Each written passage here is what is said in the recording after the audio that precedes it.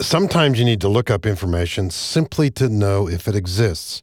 And so we don't always need a VLOOKUP or an HLOOKUP to come up with data from nearby locations.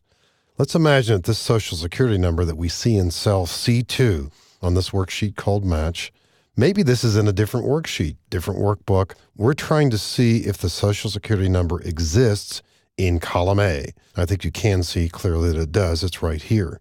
But imagine that this is located elsewhere, and we might have a whole series of numbers that we're trying to match up here. The function we're about to use is called match. And here's the value we're looking up, comma. The location of the data that we're looking through is in column A in this example, so we'll just click column A. There's nothing else in column A except the label and a bunch of different numbers there. Comma. And notice the entries that we see here. If we want an exact match, we'll use 0. Now, in certain other kinds of data, but certainly not this kind of data, sometimes it's more appropriate to find less than, and you can see here, find the largest value that's less than or equal to a lookup value. The array must be placed in ascending order. Another situation could be greater than, that's a -1, finds the smallest value that's greater than or equal to a lookup value. The lookup array must be placed in descending order. So in different kinds of other situations, those are appropriate. But if we're trying to find an exact match, we choose 0. And you can type it, of course, or tab it in either way.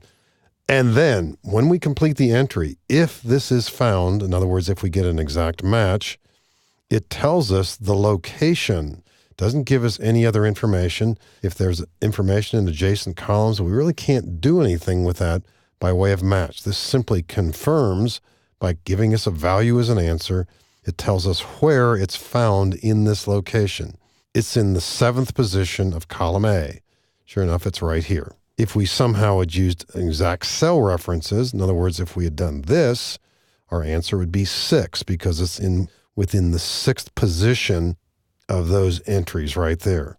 We get that answer. So the previous example probably is easier to set up. And once again, using an entire column reference makes good sense here. If you wanted to have an answer here that says if it's found, then it's found or it's not found, we could simply make an alteration here using other functions to say, for example, if error, in other words, if this comes up with an error and doesn't find our answer, comma, what is it that we want to do? If that is an error, then maybe we want to say, double quote, not found. This is certainly one approach. And what happens if we do find it? It'll simply come up with a number, like the number 7 that we saw here. So for the moment, that hasn't changed, but if this is a different number, and I'll just change one character in it here, change that to a 4, that's the kind of answer we'll get. So you could imagine using other functions along with match, possibly giving you answers in a clear way. But the main purpose of match, many times, certainly not always, but many times, as we saw it in its previous state, was simply to see if we have a match or not. In both of these cases here too, the formatting for Social Security numbers, do be aware of the fact that this looks like here, like they're hyphens, but in the formula bar, if you double click here, this is one of those special kinds of formatting that exists strictly for Social Security numbers. The hyphens are in the format, not in the content.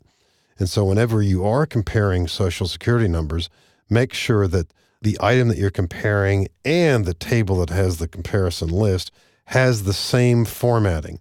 And the example over in column A, both of these have the same format, the column A entries and these here. And that's important when you're comparing certain kinds of entries. Phone numbers are another situation. When you're comparing phone numbers, sometimes they don't match up when you know they should. Possibly you're using different formatting there. And as a quick reminder, if you do have Social Security numbers, take out the actual hyphens that might be there, right-click the entries in question, go right into Format Cells, and choose Social Security number right here, the format that displays the hyphens for those entries. So we can see here how match could be used by itself or possibly in combination with the if error function to let us know if we actually found data elsewhere.